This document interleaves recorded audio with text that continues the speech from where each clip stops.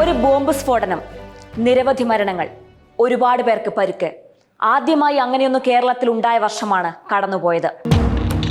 കൊച്ചി കളമശ്ശേരിയിൽ യഹോവ സാക്ഷികളുടെ കൺവെൻഷനിടെ സ്ഫോടനം. കളമശ്ശേരി സ്ഫോടനത്തിന്റെ ഉത്തരവാദിത്വം ഏറ്റെടുത്ത് കൊച്ചി തമ്മനം സ്വദേശി ഡൊമിനിക് മാർട്ടിൻ. പരിപാടിയോട് ബന്ധപ്പെട്ട് ഇങ്ങനെ ഫസ്റ്റ് പ്രാർത്ഥന നടന്നുകൊണ്ടിരിക്കുന്നു. ആ ഒരു 2 വാക്കുകൾ പറഞ്ഞു കഴിഞ്ഞപ്പോൾ തന്നെ ഈ ആദ്യത്തെ സ്ഫോടനം ഉണ്ടായി. ഒക്ടോബർ 29 രാവിലെ 9:38 കളമശ്ശേരിയിലെ യഹോവ സാക്ഷികളുടെ കൺവെൻഷൻ സെന്ററിൽ സ്ഫോടനം.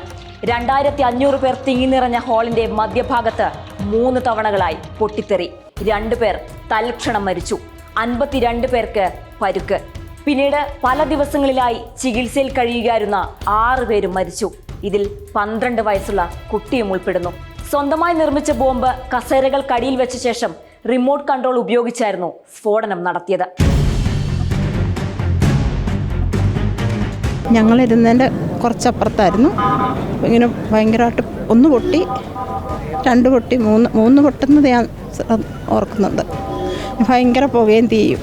അപ്പോൾ ആൾക്കാർ ഞങ്ങളെല്ലാം പിന്നെ ഇറങ്ങി ഓടി. പിന്നെ എന്താണെന്നറിയത്തില്ല, അകത്ത് പുകയും കരച്ചിലും.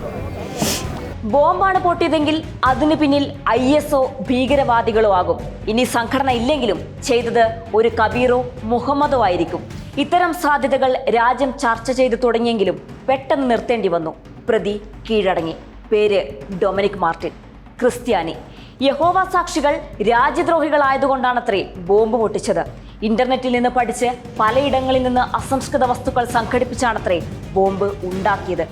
ഏത് തീവ്രവാദിക്കും ബോംബ് സംഘടിപ്പിക്കാനും പൊട്ടിക്കാനും വലിയ ബുദ്ധിമുട്ടില്ലാത്ത പുതിയ ലോകത്തിന്റെ അനുഭവ പരിസരത്തേക്ക് പെട്ടെന്ന് കേരളവും എത്തി. 2018 പ്രളയം പോലെ, 2020 കോവിഡ് പോലെ മറ്റൊന്ന്. ദുരന്തം നടന്ന് മാസങ്ങൾ കഴിഞ്ഞു. ബോംബ് സ്ഫോടനം എല്ലാവരും മറന്നു. മാർട്ടിനെയും മറന്നു. അയാൾ തന്നെ സമ്മതിച്ച തീവ്രവാദ നിലപാട് മറന്നു. മാർട്ടിന് പകരം മുഹമ്മദ് ആയിരുന്നു പ്രതിയെങ്കിൽ ഇതാകുമായിരുന്നോ സ്ഥിതി? ആർക്കും പരിക്കേൽക്കാതിരുന്ന പൈപ്പ് ബോംബ് കേസും ബസ് തീവച്ച കേസുമൊക്കെ ഉദാഹരണം.